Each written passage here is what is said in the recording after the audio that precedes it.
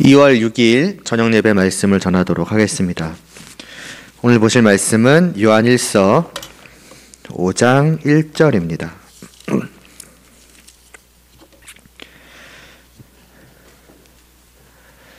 요한일서 5장 1절 신약성경 392쪽에 있습니다.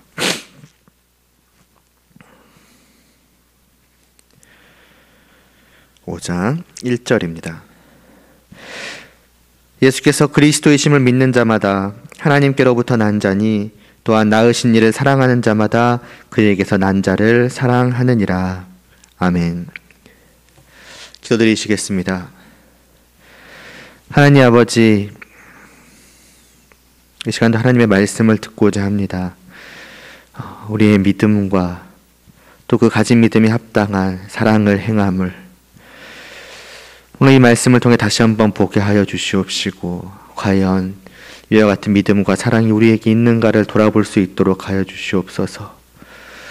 내가 부족할지언정 또 연약할지언정 이 말씀과 같은 것이 우리에게 있게 하여 주시옵시고 나타나게 하여 주시옵시고, 이 말씀을 통해 은혜를 베풀어 주사 그러나 우리의 믿음이 날로 더욱더 굳건해지고 우리의 사랑이 날로 더욱더 커져갈 수 있도록 하여 주시옵소서. 예수님의 이름으로 기도드리옵나이다. 아멘. 지난 시간에 우리는 사랑하라는 사도 요한의 권면에 대하여서 어떻게 사랑을 할까, 또 어떻게 사랑할 수 있으며 또 사랑하게 될까라는 질문을 해보는 것으로 4장 마지막 부분을 시작을 했습니다. 이에 대한 사도 요한의 답변은 간단하였지요. 우리가 사랑함은 그가 먼저 우리를 사랑하셨음이라 입니다. 하나님께서 먼저 우리에게 또 먼저 나에게 사랑을 베풀어 주셨기 때문에 라는 것이죠. 그것을 성도는 분명하게 경험한 자들이기에 어려워 보이는 그 사랑을 사실은 할 수 있다는 것입니다. 또 해야 한다는 것이고요. 문제는 이 사랑이 우리에게서 여전히 잘 나타나지 않고 또 우리가 여전히 어려워한다는 것이지요. 그래서 사도 요한은 방금의 그 말씀을 통해 우리에게 다시 한번 사랑할 이유, 할 수 있는 이유를 깨닫게 하려는 것으로 보여집니다. 사실 이미 알고 있는 그 사실을 굳이 다시 한번 이렇게 말씀을 하는 것은 그 이유이겠지요. 그냥 지식을 다시 한번 주려는 것이 아니라 실제로 베풀어 주셔서 받아 누리고 있는 그 사랑을 그럼에도 불구하고 여전히 잘 깨닫지 못하고 느끼지 못하고 어쩌면 어느새 잃어버리고 있던 그것을 다시금 분명하게 깨닫고 느끼도록 하려는 것입니다. 그것이 우리가 사랑을 하게 될 수 있는 방법이니까요. 그리고 이어 사도 요한은 우리의 사랑과 관련한 중요한 말씀을 또 합니다. 진정 하나님을 사랑하는 자는 그 형제를 사랑하지 않을 수 없다고요. 그렇지 않다면 하나님을 사랑하는 것 자체가 거짓이라고 합니다. 눈에 보이는 형제, 그러니까 우리의 육체로 경험할 수 있는 그 형제를 사랑하지 못하는 자가 어떻게 눈에 보이지 않는 우리의 육체로 경험할 수 없는 하나님을 사랑할 수 있겠느냐는 것이 사도 요한의 논리입니다. 비록 죽은 내 영이 주님 안에서 다시 살아났다고 하지만 여전히 눈에 보이지 않는, 손으로 만질 수 없는 그 영적인 것보다 육적인 것에 더 민감하게 반응하는 것이 우리들입니다. 육체를 가진 우리의 한계요 연약함이라고도 할 수 있겠지요.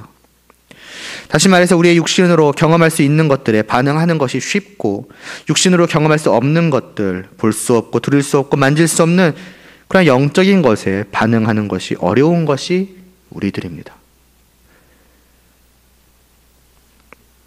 그렇다면 당연히 사랑을 하는 것도 눈에 보이는 형제를 향하여서 하는 것이 눈에 보이지 않는 하나님을 향하여 하는 것보다 쉬울 수밖에 없으며, 사실 어려워 보이지만 오히려 쉬울 수밖에 없으며, 그렇게 형제를 향하여 사랑을 하지 못하는 자가 하나님을 향하여 사랑을 한다? 할 수 있다? 말하는 것은 맞지 않을 것입니다. 즉 거짓이라는 거죠. 물론 우리는 나름의 할 말은 있지요. 하나님은 눈에 보이지 않으시지만 우리가 사랑할 이유로 가득하신 분이라고, 사랑할 수밖에 없으신 분이시라고. 그러나 반면에 사람들은 눈에 보이기는 하나 사랑하지 못할 이유가 너무나 많다는 것입니다. 그러나 사람은 본래 하나님의 형상으로 지음받은 존재이지요. 비록 죄악으로 인해 망가지기는 했으나 말입니다. 게다가 성도는 하나님의 은혜로 그 형상이 회복된 자이기까지 합니다. 비록 그것이 이 땅에서 부족하고 연약하게 드러날지언정 분명 그는 하나님의 형상입니다. 눈에 보이는 하나님의 형상입니다.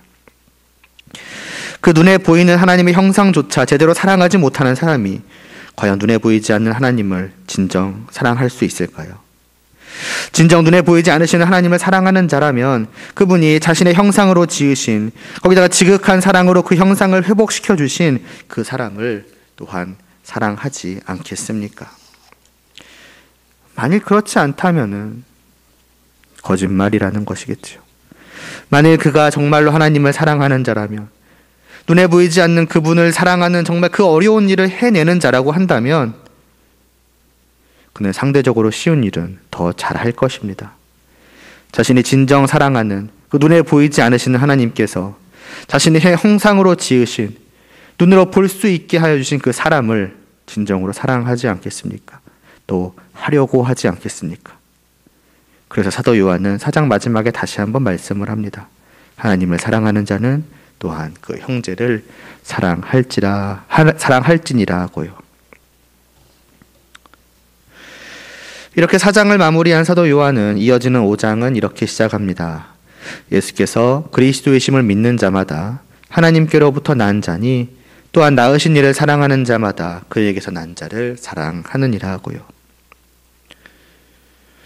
이 짧은 말씀에서 사도 요한은 지금까지 반복해서 해왔던, 말씀해왔던 중요한 두 가지를 하나로 묶고 있는 것으로 보입니다. 묶는 것이죠. 요한 1서에서 사도 요한이 계속 반복할 만큼 중요하게 말씀해왔던 것이 무엇이었습니까? 한 가지는 말할 것도 없이 바로 조금 전에도 보았던 사랑에 대해서이고, 다른 한 가지는 믿음의 내용에 대해서입니다. 교회 안에 들어와 있던 적그리스도들의 거짓된 가르침을 드러내고, 그래서 그것이 거짓임을 밝히고 성도가 믿어야 할 참 진리가 무엇인지를 가르치는 것이 사도 요한이 이 서신서를 통해 전하고자 한 중요한 한 가지였습니다. 이 두 가지를 이 말씀에서 하나로 묶고 있는 것입니다. 예수께서 그리스도의 심을 믿는 자, 그러니까 예수님에 대한 거짓된 가르침을 전하는 저 적그리스도의 가르침을 믿고 따르는 것이 아니라 예수님에 대한 진리를, 분명한 사실을 믿음으로 받아들인 자, 곧 참 성도이지요. 그 사람은 어떻게 한다고 합니까? 사랑한다고 합니다. 그러니까 무엇입니까? 믿음과 행함이 분리되는 것이 아니라는 것입니다. 믿음은 믿음대로, 사랑의 행함은 행함대로 각각 따로 노는 것이 아니라는 것입니다. 그러니까 믿음만 있고 행함이 없다거나 행함만 있고 믿음은 없다거나, 그럴 수 있다, 어느 쪽이든 둘 중 하나만 있으면 된다, 그런 것이 아니라는 것입니다. 아니, 사실은 그럴 수 없다는 것이 더 정확한 표현이겠죠. 이것이 있으면 저것도 있는 것이고 저것이 있으면 이것도 있는 것입니다. 그것이 성도입니다. 그것이 믿음과 행함입니다. 오늘 본문을 좀 더 자세히 보지요. 예수께서 그리스도의 심을 믿는 자마다 하나님께로부터 난 자니라고 사도 요한은 말씀을 합니다. 사도 요한은 믿음을 하나님께로부터 나음을 받는다는 것, 그러니까 다시 태어나는 것과 연결을 시킵니다. 예수께서 그리스도이시라는 것은 앞서 2장 22절에서 사도 요한이 말씀하였듯 적 그리스도가 부정하던 가르침이었습니다. 그들은 그것을 받아들이지 못하였지요. 참된, 정말 완전한 왕이요, 제사장이요, 선지자라는 것. 조금의 흠도 부족함도 없이 완전하게 우리를 다스리시고 우리를 위한 제사를 드리시며 우리에게 진리의 말씀을 전하실 분, 곧 우리와 같은 부족하고 연약하고 잘못투성이고 실수가 많은 그러한 사람이 아니라 참 하나님이시요, 그 하나님의 아들이시라는 것. 예수님이 이와 같은 그리스도시라는 것을 저들은 믿지 못하였습니다. 받아들이지 못하였습니다. 그리고 사실 이것은 이상한 것이 아닙니다. 당연한 것입니다. 어떻게 사람이 하나님일 수 있겠습니까? 말이 안 되는 것입니다. 우리의 이성으로는 받아들일 수 없는 내용입니다. 그러나 이것을 받아들이는 사람들이 있지요. 바로 성도들입니다. 왜 그들은 이것을 받아들입니까? 어떻게 이것이 사실이라고, 이 말도 안 되는 일이 진짜라고 믿을 수 있단 말입니까? 그것은 이들이 바로 하나님께로부터 난 자이기 때문입니다. 다시 태어났기 때문입니다. 죄와 허물로 인해서 죽은 그 본래의 사람들로서는 절대로 받아들일 수 없고 고백할 수 없는 예수는 그리스도라는 이 사실을 이들은 죽음 가운데서 다시 태어났기 때문에 하나님으로 말미암아, 주님으로 말미암아 진정한 생명을 얻었기에 그 참 생명에 따라서 믿고 고백할 수 있게 된 것입니다. 그 생명에 따라서 받아들일 수 있게 된 것입니다. 이것이 사실이라고요. 그러니 이처럼 예수를 그리스도라 믿는 자, 다시 말해서 하나님께서 낳으신 자는 어떻게 되는가, 어떠할 수밖에 없는가에 대해서 사도 요한이 이어 말씀하는 것이 사랑입니다. 하나님께로부터 난 자니 또한 낳으신 이를 사랑하는 자마다 그에게서 난 자를 사랑하느니라고요. 두 가지를 말씀하고 있지요. 첫째로 하나님께로부터 난 자는 그 낳으신 분을 사랑한다는 것입니다. 너무나도 당연하지 않습니까? 자식은 그 부모를 사랑하는 것이 당연합니다. 어떠한 논리나 사랑해야 할 이유를 댈 필요가 없습니다. 아니, 이유라면 있지요. 자신을 낳으셨다. 그거 하나입니다.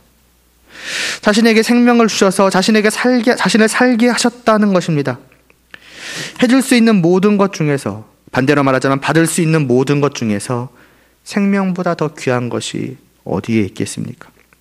다른 모든 것을 다 주신다고 한들 정작 생명을 주지 못한다면 그 주시는 모든 것들은 아무런 쓸모가 없지요. 생명보다 더 귀한 것이 없는 것입니다. 그것을 주신 분이 부모님이고 따라서 그 부모를 사랑하는 것은 너무나도 당연하고 자연스러운 것입니다. 그러나 아시다시피 또 자식들이란 게 그렇지가 않지요. 자식들은 부모에게서 사랑하지 않을, 때로는 미워하고 때로는 돌아서고 때로는 소원해질 여러 가지 이유들을 찾아냅니다. 생명보다 더 귀한 것이 없는데 그 한 가지가 다른 모든 좋은 이유든 나쁜 이유든 모든 이유를 다 뒤덮고도 남을 만한데 우리는 마치 생명을 주신 것은, 나를 낳으신 것은 아무것도 아닌 것으로 여겨버리고 그 외에 다른 여러 것에서 사랑할 혹은 사랑하지 않을 이유를 찾습니다. 아, 이러이러하니 나는 부모님을 사랑해. 아, 네, 이러이러하니까 부모님을 미워한다니까. 이렇게 말입니다. 그리고 심지어는 이것이 하나님을 향하여서도 그러하는 것입니다. 허물과 죄로 죽은 나를 다시 살리셨다는, 이런 나를 낳아주셨다는 그 절대적인 한 가지가 온전히 하나님만을 사랑하고 또 사랑해야 할 이유가 될 것인데 마치 우리는 그것은 아무것도 아닌 양 여기고 그 뒤에 하나님께서 주실 그 무언가 혹은 주지 않으시는 무언가를 가지고서 하나님을 사랑하거나 하나님을 사랑하지 않거나 하려고 합니다. 하나님, 왜 제가 그렇게 기도한 것을 들어주시지 않으시는지요? 하나님, 제가 하나님을 믿었는데 왜 이런 일이 생기는지요? 사실 잘 생각해 보면 그것은 하나님을 향한 내 마음이 흔들릴 이유가 되지 않습니다. 이미 생명을 주셨는데요. 이미 죽음 가운데서 다시 살아나게 하셨는데요. 다른 어떠한 것이 있든 없든 그것이 무슨 상관이란 말입니까? 그러나 우리는 내가 받은 그 생명에 대해서는, 나를 다시 낳으셨다라는 그 사실에 대해서는 이미 뒷전으로 그냥 두고 눈앞에 보이는 무언가를 가지고 하나님을 사랑하거나 사랑하지 않거나 하려고 합니다. 심지어 우리가 사랑하지 않아야 할 혹은 하나님께 따지는, 불평하고 원망할 그 이유를 삼는 것조차도 사실은 하나님의 선하시고 지혜로우심 가운데서 일어나는 일인데도 불구하고 말입니다.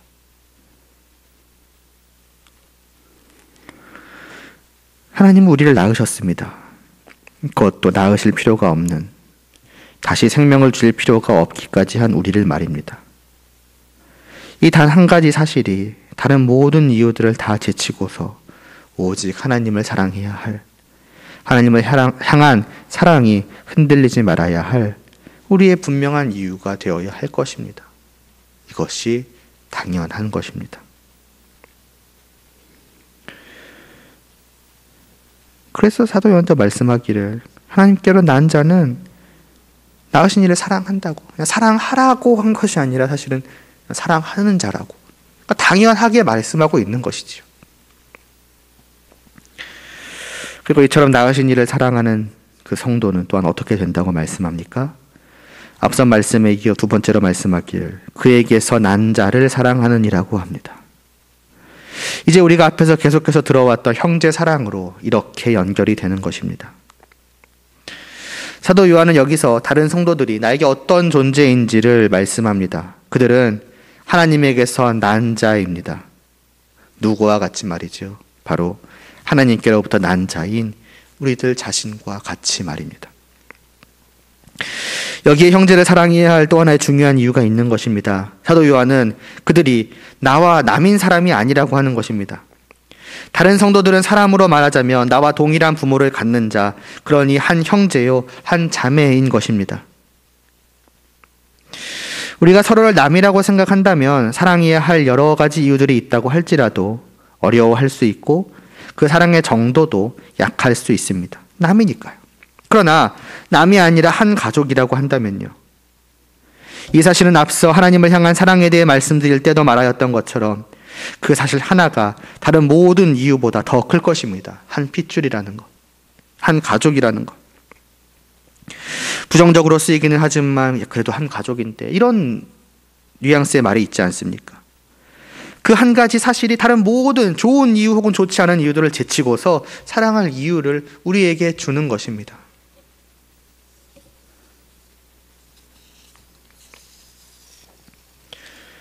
그러므로 사랑을 하기에 앞서 진정 사랑을 하고자 하고 해야만 하는 우리가 반드시 인식해야 하는 것은 우리들 서로가 나에게 있어서 이러한 존재라는 사실입니다. 교회에서 우리가 서로를 부를 때 형제, 자매라 부르는 것은 바로 말씀이 가르치는 이와 같은 사실입니다. 그저 마땅히 부를 호칭이 없어서 그냥 붙이는 그런 것이 아니라는 것이죠. 진짜로 하나님 안에서 한 형제, 자매가 되었기 때문에 그렇게 부르는 것입니다.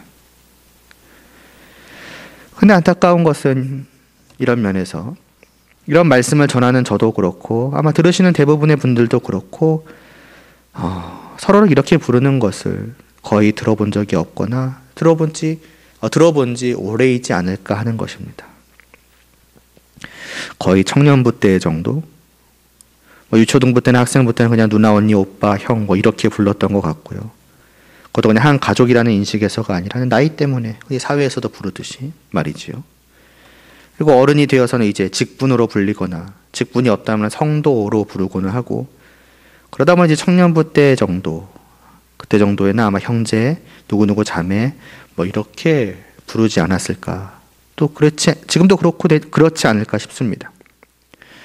물론 꼭 그렇게 부르고 안 부르고가 중요한 것이 아니라 실제로 그렇게 생각하느냐 아니냐가 중요한 것이기는 하나 어쩌면 이러한 우리의 모습은 서로를 형제, 자매로 한 하나님을 아버지로 둔 한 가족이라는 그 인식이 희미하다는 것을 보여주는 것이 아닌가 싶습니다. 청년부 때 부르는 호칭조차도 정말 형제, 자매로 여기기 때문이라기보다는 어떻게 불러야 할지 몰라서 그냥 언니, 오빠, 좀 형, 동생 하기에는 좀 어색하고 그러다 보니까 그렇다고 이름만 부르기는 또 뭐하고 그래서 사용하게 되는 그런 정도의 경우가 또 많지 않을까 싶기도 하고요. 그러니까 교회는 분명 한 형제, 자매들, 한 가족의 모임인데 그런 의식이 없이 여전히 서로를 남으로 그냥 한 교회에 나오는 다른 사람 혹은 어떤 직분을 맡은 나보다 좀 높은 혹은 낮은 그냥 어떤 그런 식으로 모든 그 인식들이 잘못되어 있는 것이지요. 그냥 그런 것이 어떻게 보면 교회의 안타까운 현실 가운데 하나가 아닐까 이렇게 생각을 해봅니다. 그러므로 이런 상황에서 우리는 서로에 대한 인식을 이 말씀을 통해 다시 해야겠지요. 먼저는 내가 하나님께로부터 난 자라는 인식이 분명해진다면 이제는 저 성도도 나와 동일하게 하나님으로부터 난 자요. 그러므로 나와 같은 한 형제요 한 자매이구나라는 그 분명한 인식이 우리 가운데 믿음으로 말미암아 생겨나야 하는 것입니다. 그렇다면 어떻게 해야 되는가? 우리는 남이 아니지, 한 가족이지, 그러니까 우리는 사랑해야지. 이렇게 되는 것으로까지 나아가야 한다는 것입니다. 그리고 이러한 인식을 가지고 사랑을 하게 된다면 그 사랑의 정도도 남에게 하는 것 이상이 되어야 하겠지요. 이 세상에서 그래도 일반적으로 보자면 다른 사람에게 사랑을 베푸는 것과 가족에게 사랑을 베푸는 것은 그 정도에 있어서 분명 차이가 있지 않겠습니까? 그래도 남은 남이고 또 가족은 가족 아닙니까? 부정적인 의미로 쓰이기도 하고 좋은 의미로 쓰이기도 하지만 이러한 세상에서 있는 일을 가지고 말해보자면 우리의 사랑은 그 정도에 있어서도 남이 아니라 한 가족을 향한 것이 되어야 합니다. 서로를 한 가족으로 인식하는 그 인식이 그냥 단순한 어떤 생각, 인식 그 정도가 아니라 우리의 믿음이 믿음이 아니고서 어떻게 생판남인 서로를 한 형제 자매로 그렇게 받아들일 수 있겠습니까? 그 믿음이 서로를 향한 사랑을 가능하게 할 뿐더러 그 사랑의 정도에 있어서도 정말 특별한, 가족을 향한 특별한 그러한 사랑이 되도록 할 것입니다. 아까도 잠깐 말씀드렸던 것처럼 사도 요한은 여기서 사랑해야 한다, 사랑하라 이렇게 하지 않고 사랑하느니라고 합니다. 당연히 이렇게 된다는 것입니다. 이것이 자연스러운 일이라는 것입니다. 우리가 생각하기에도 그렇지 않습니까? 낳으심을 받은 자는 낳은 자를 사랑하는 것이 당연하고 자연스러우며 또 같이 낳음받은 형제 자매를 사랑하는 것이 당연하고 자연스러운 것입니다. 해야 한다, 하라 해서 하는 것이 아니라 자연히 내 마음이 그렇게 움직이게 되지 않겠습니까? 이게 성도다라는 말씀입니다. 이것이 믿음을 가진 자의 자연스러운 모습이라는 것입니다. 내가 진정으로 예수를 그리스도로 믿는다면, 그렇게 하나님께로부터 낳은 자가 진정으로 맞다면, 나 스스로를 그렇게 여긴다면, 그런 우리에게 있어 마땅한 것, 당연한 것, 자연스러운 것이 바로 이것입니다. 하나님을 사랑하고 형제 자매를 사랑하는 것입니다. 그래서 사실 사랑은 우리에게 어떻게 보면 참 어렵고 어려운 일처럼 보이고 실제로도 그러하지만 이러한 말씀 안에서, 이러한 믿음 안에서 다시 보자면 사랑은 할 수 있는 것입니다. 해야 하는 것입니다. 중요한 것은 그와 같은 믿음이, 그 믿음으로 말미암은 인식이 우리에게 서로를 향해 있느냐 하는 것이죠. 우리는 과연 하나님을 내게 이 말씀과 같은 분으로 여기고 있는지요? 그리고 서로를 내게 이 말씀과 같은 존재로 여기고 있는지요? 우리는 진정 이 말씀을, 이 사실을 믿음으로 받고 있습니까? 기도드리시겠습니다. 하나님 아버지, 다시 한번 이 말씀을 통해 우리의 믿음을 돌아보게 하시고 그 믿음 안에서 우리에게 있어 사랑이 자연스러운 것임을 알게 하여 주심을 감사를 드리옵나이다. 그토록 어렵게 여겼던 그 사랑이나, 그러나 이 말씀을 믿음으로 받아들이며 다시 한번 생각을 해보면은 지극히 자연스럽고 당연하게 나와야 하는 것이 하나님을 또 서로를 사랑하는 것임을 정말 우리가 부정할 수가 없을 것입니다. 과연 우리는 이와 같은 믿음을 갖고 있는지요? 정말 이 말씀을 믿음으로 받아들인 진정한 성도가 맞는지요? 정말 하나님께로부터 난 자가 진정으로 맞는지요? 정말 우리들 자신이 내가 그러한 자라면 우리를 낳으신 하나님을 사랑하고 또 같이 낳음받은 서로를 정말 사랑할 수 있게 하여 주시옵소서. 사랑하지 않을 수 없게 하여 주시옵소서. 사랑하지 않는 것이 오히려 이상하다는 것을 저희로 분명하게 깨닫게 하여 주시옵소서. 그래서 하나님의 뜻대로 하나님을 사랑하며 서로를 사랑하는 우리 이 교회가 되게 하여 주시옵소서. 예수님의 이름으로 기도드리옵나이다. 아멘.